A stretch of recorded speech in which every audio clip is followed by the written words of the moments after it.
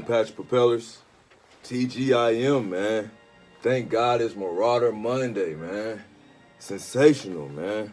So check this out, all right? So this morning, I watched part of an interview with Will Smith and my boy Marty Marr on The Breakfast Club. And something in the interview stuck out to me. There is a section within this interview in which Will Smith said that he was asked about his relationship with, Pac's relationship with his now wife, Jada Pinkett Smith. And, you know, it's a well-known relationship that her and Pac were really close. They grew up together and everything.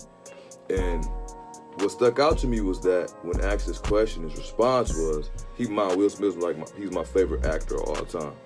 And he goes, well, to be honest, I was very jealous of their relationship. And, you know, because of the underlying connection that Pac had with his wife, which could be deemed as very understandable.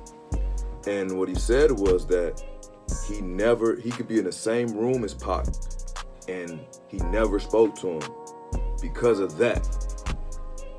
That one thing is the reason that he never spoke to Tupac.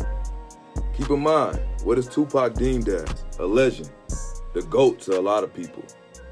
Will Smith, what is he? In all of the realms in which he operates, he is a legend, right? So, what do you think is the connection between the two is legacy, right? So imagine him meeting Tupac, which his wife said that they had more in common than he knew.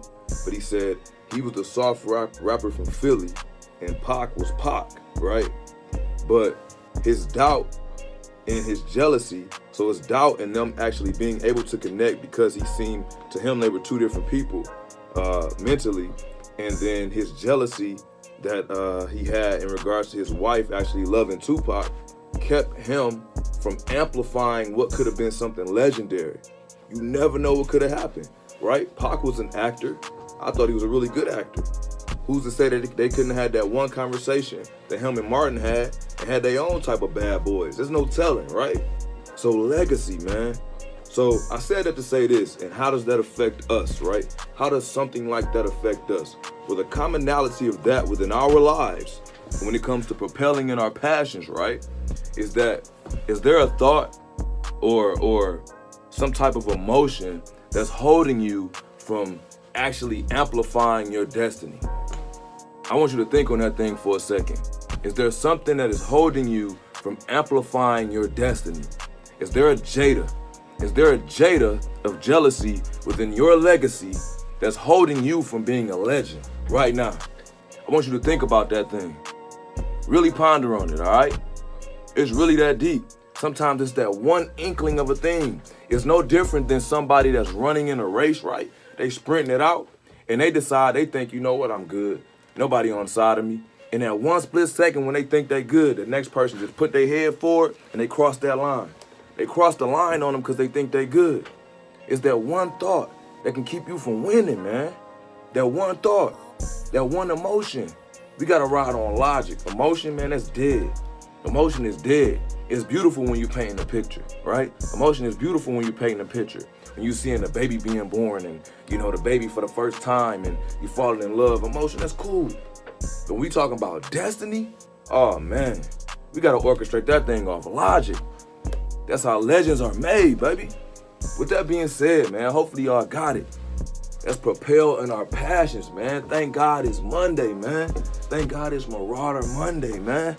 Hey, soak it up, baby. I wonder, did you ever, were you ever jealous of the love Jada had for Tupac? Oh, fuck yeah. I thought you were gonna say no. Oh my God, that dude. And you know, and that was in the early days. Yeah. That was in the early days, and it was like, that was a big regret for me too, because I could never open up to interact with Pac, you know, and because we had a little bit of a thing, right? Because